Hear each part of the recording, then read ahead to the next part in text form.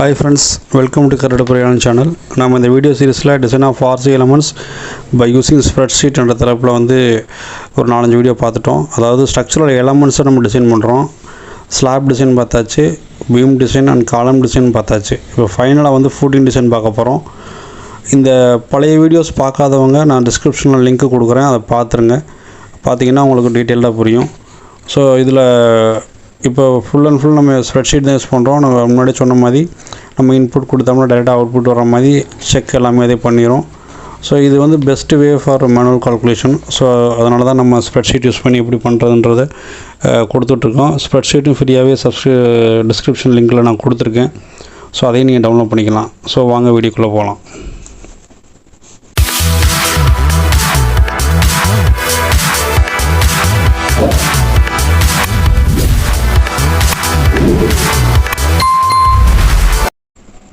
So இதுதான் சீட்டு. So இதில் வந்து பார்த்திங்கன்னா நம்ம முதல் வந்து ஃபூட்டிங் டிசைன் பண்ணுறதுக்கு முன்னாடி என்ன டேட்டாஸ் நம்மளுக்கு தேவைப்படும் அப்படின்னு பார்த்திங்கன்னா காலம் லோடு கண்டிப்பாக தேவைப்படும். ஏன்னா காலத்தில் வர்ற லோடு அப்படியே ஃபூட்டிங்க்கு அதாவது சாயலுக்கு அப்படியே ட்ரான்ஸ்ஃபர் ஆகும். ஸோ அப்போ வரக்கூடிய லோடை தாங்குகிற மாதிரி நம்ம சேஃப் பேரிங் கெப்பாசிட்டி, இன்னொரு டேட்டான்னு பார்த்திங்கன்னா safe bearing capacity of soil.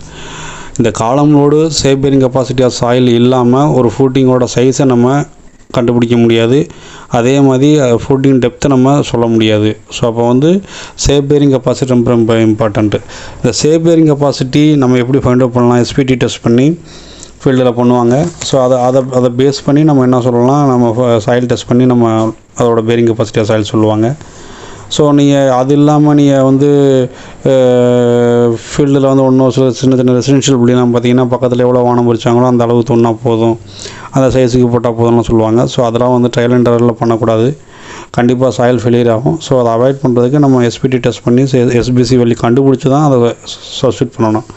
அப்படி பண்ணால் மட்டும்தான் அந்த லோடை தாங்குகிற மாதிரி அந்த சேஃப் பேரிங் கெப்பாசிட்டி இருக்கா இல்லையான்றது நமக்கு தெரியும்.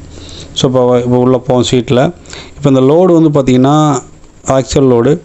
இந்த லோடு வந்து பார்த்திங்கன்னா நம்ம எப்படி ஃபைண்ட் அவுட் பண்ணலாம்னா ஃபார் மேனுவல் மெத்தட்லையும் ஃபைண்ட் அவுட் பண்ணலாம், இல்லைன்னா start bro any other softwares, any analysis software use பண்ணி நீங்கள் அந்த லோடு கால்குலேட் பண்ணிக்கலாம். ஸோ நான் இதில் ஸ்டாட் ப்ரோ யூஸ் பண்ணி பார்த்திங்கன்னா சப்போர்ட் நம்பர் 612 இருக்கும். நான் ஒரு இது வந்து ஒரு பழைய ட்ராயிங்லேருந்து நான் போட்டு கண்டுபிடிச்சது டைரெக்டாக நான் போகிறேன். ஸோ அதில் வந்து பார்த்திங்கன்னா சப்போர்ட் நம்பருக்கு என்ன ரியாக்ஷன்ஸ் வருது, நம்மளுக்கு லோடு என்ன வருது, 204 kN வருது. அந்த காலத்துக்கு பெண்டிங் மொமெண்ட்டை போட்டு X, பெண்டிங் மொமெண்ட்டு Y ரெண்டும் கொடுத்துருக்காங்க. நம்மளோட சொன்னோமா யூனி ஆக்சுவல் பை ஆக்சுவல் காலம்னா அது அப்படியே ட்ரான்ஸ்ஃபர் ஆகும் ஃபூட்டிங்க்கு.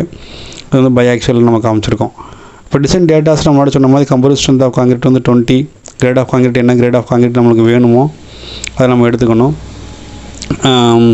அதுக்கடுத்து ஈல்டு ஸ்ட்ரென்த் ஆஃப் ஸ்டீலோட கிரேடு 415 500 250 எடுத்துக்கிறது. Diameter of reinforcement in X டைரெக்ஷனில், அதாவது மிஸ்ஸுக்கு நம்ம ப்ரொவைட் பண்ணுறது. கீழே வந்து பாட்டம் மிஸ் கொடுப்போம். X டைரெக்ஷனில் என்ன mm கொடுக்குறோம், Y டைரெக்ஷனில் என்ன mm கொடுக்குறோன்றதை நம்மளாக அதை சூஸ் பண்ணிங்கன்னா எடுத்துக்கோம். அதுக்கடுத்து clear cover to reinforcement. So நான் முன்னாடி சொன்ன மாதிரி இந்த ப்ளூ கலர் இண்டிகேட் பண்ணுறது எல்லாமே நம்ம இன்புட் கொடுக்குற மாதிரி வரும். நான் ஷீட்டில் சொல்லியிருக்கேன், இந்த values are displayed in blue colour are the input வேல்யூஸ்னு சொல்லியிருக்கோம்.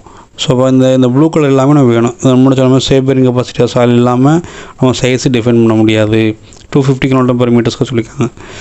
இது எங்கேருந்து எடுத்தால் முன்னாடி சொன்ன மாதிரி SPT டெஸ்ட் பண்ணி பண்ணணும். டைப்ஸ் ஆஃப் ஃபூட்டிங் ரெக்டாங்குலரா ஸ்கொயரா, ஸோ அந்த மாதிரி அந்த ரெக்டாங்குலர் ஃபூட்டிங் ஸ்கொயர் ஃபூட்டிங்னு பார்த்து நம்ம செக் பண்ணிவிட்டு அதுக்கு தகுந்த மாதிரி பிரெத் அண்ட் டெப்த் நம்ம போட்டு ஸ்கொயர்னால் ஒரே சைஸில் வரும். நம்ம ரெக்டாங்குலர் ஃபூட்டிங் யூஸ் பண்ணியிருக்கோம். சைஸ் ஆஃப் பெடஸ்டலாக இருக்க காலம் வந்து பார்த்திங்கன்னா நம்ம ஆட்டோமேட்டிக்கலாக நம்ம கொடுக்கணும். இந்த ப்ளூ கலர் வந்து 0.45 × 0.38, அதாவது 1.25க்கு 1 எடுத்திருக்காங்க. ஸோ அந்த கான்செப்டில் எடுத்திருக்காங்க. ஸோ அதுக்கடுத்து அசூம் ட்ரையல் செக்ஷன். இப்போ நம்ம கொடுத்துட்டோம் எல்லாமே இன்புட் எல்லாம் கொடுத்துட்டோம். ஆட்டோமேட்டிக் ஏரியா ஃபூட்டிங் வந்து டோட்டல் லோடு SBC அந்த 10% வந்து சாயில் வெயிட்லாம் ஆட் ஆகும். ஸோ அதெல்லாம் நம்ம போட்டோம்னா உங்களுக்கு இதெல்லாம் இந்த ப்ளூ கலர் தவிர எல்லாமே அதே டேரெக்டாக கொண்டு வந்துடும். அதனால் ரொம்ப டீப்பாலாம் பார்க்க வேணாம். இப்போ ஸ்டீல் சைஸ் ரிக்கவர்டு வந்து பார்த்திங்கன்னா பிரெத்து எவ்வளோ கொடுக்குறாங்க, 0.8 மீட்டர், லென்த் வந்து 1.2 மீட்டர். இது வந்து ரிக்கவர்டு அது சொல்லுது. நம்ம அதுக்கு தகுந்த மாதிரி கொடுக்கணும். சப்போஸ் இதில் பாருங்களேன், பிரெத்து வந்து 1.8 வருதா, நமக்கு 1.2 கொடுத்துருவோம், லென்த் வந்து 1.2. நான் சப்போஸ் இதோட கம்மியாக கொடுக்குறேன், ரெக்கார்டோட கம்மியாக கொடுக்குறேன், அது ஆட்டோமேட்டிக்காக பத்தாதுன்னு சொல்லுவோம், இன்சஃபிஷியன்ட்னு சொல்லுவோம். இது 0.6, இது 2 கொடுத்துருக்கேன், இதையும் நான் 1ன்னு கொடுக்குறேன். செக்குன்னு வருதா. ஸோ அப்போ வந்து சைஸ் வந்து இருக்கிறத விட கம்மியாக இருக்கிறனால கண்டிப்பாக அது ஃபெயிலியர் ஆகிரும். ஸோ அப்போ நம்ம என்ன பண்ணுறோம்னா, நான் இருக்கிறதே கொடுத்துக்கிறேன், இல்லை 1ன்னு கொடுத்துக்கிறேன்.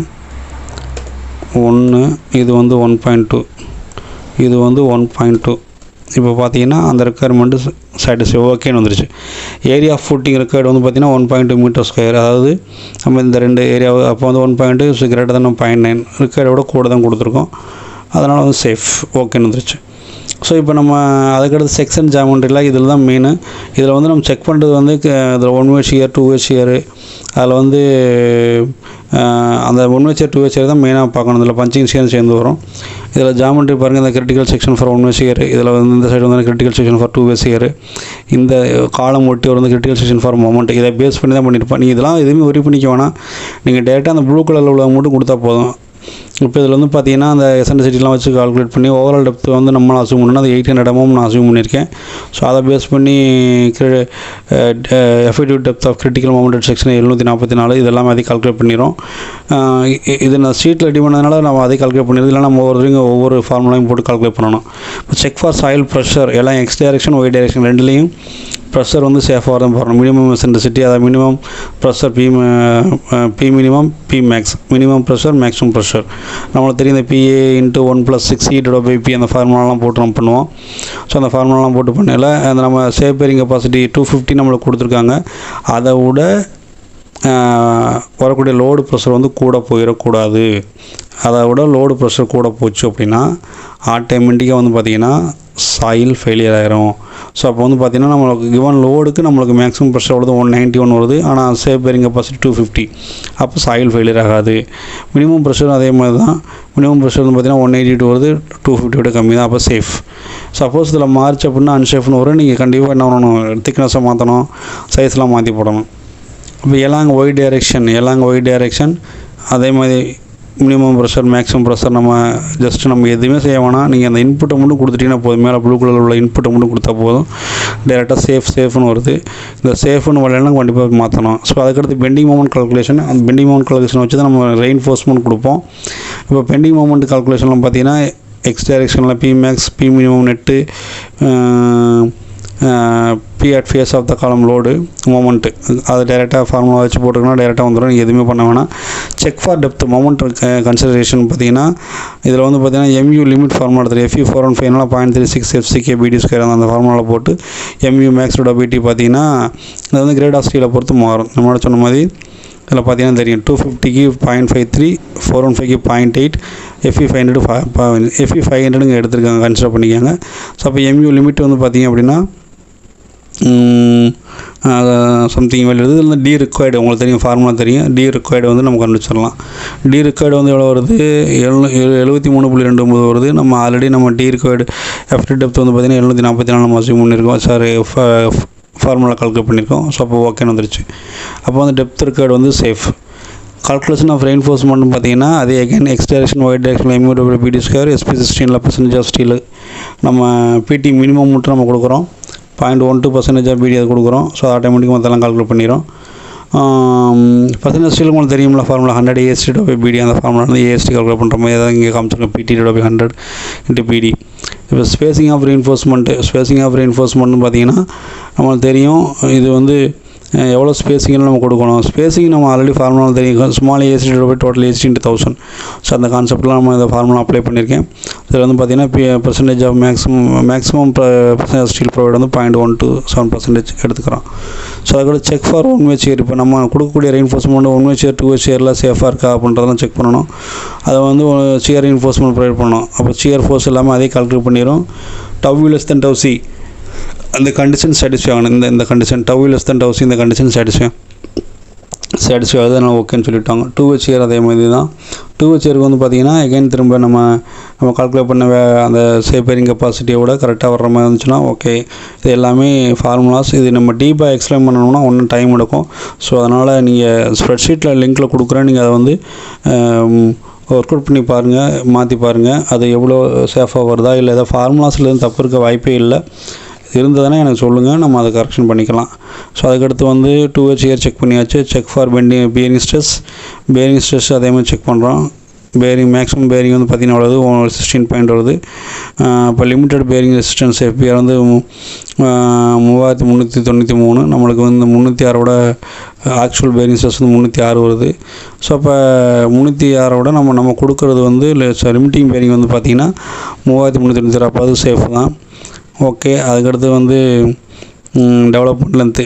நம்ம அந்த ராடை வந்து ஃபூட்டிங்கில் காலத்துலேருந்து ஃபூட்டிங்கு 4 சைடு வந்து கிராங்க் அடித்து வளைச்சி விடுவோம். ஸோ அந்த லென்த் வந்து எவ்வளோன்றதை செக் பண்ணணும். அதுக்கு ஃபார்முலாஸ்லாம் போட்டிருக்கேன். இப்போ ரெயின்ஃபோர்ஸ்மெண்ட் டீட்டெயில்ஸ் வாங்க. ரெயின்ஃபோர்ஸ்மெண்ட் டீட்டெயில்ஸில் அதில் பார்த்தீங்கன்னா தெரியும், எக்ஸ் டைரெக்ஷனில் இது வந்து மெஸ்ஸுக்குரியது.